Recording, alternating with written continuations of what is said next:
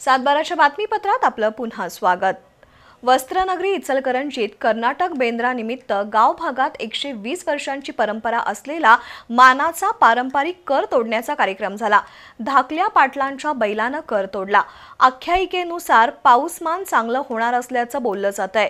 या कार्यक्रमाला शौकीनांनी मोठी गर्दी केली होती।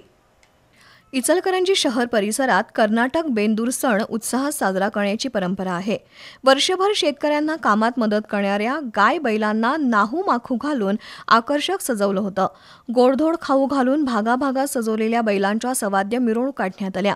इचलकरंजी बेंदूर उत्सव मंडळाच्या वतीनं गावभागात पारंपरिक पद्धतीनं कर तोडण्याचा कार्यक्रम झाला। देवाशिष पाटील, शिवांशिष पाटील यांच्या हस्ते कार्यक्रमाला सुरुवात झाली। लाकूड ओढण्याच्या शर्यती तसंच जनावरांच्या प्रदर्शनातील विजेत्यांना कल्लाप्पण्णा आवाडे, आमदार राहुल आवाडे, माजी वस्त्रोद्योग मंत्री प्रकाश आवाडे, स्वप्नील आवाडे, पोलीस उपाधीक्षक समीर सिंह साळवे यांच्या हस्ते पारितोषिकं देण्यात आली। त्यानंतर धाकल्या पाटलांच्या बैलानं कर तोडला।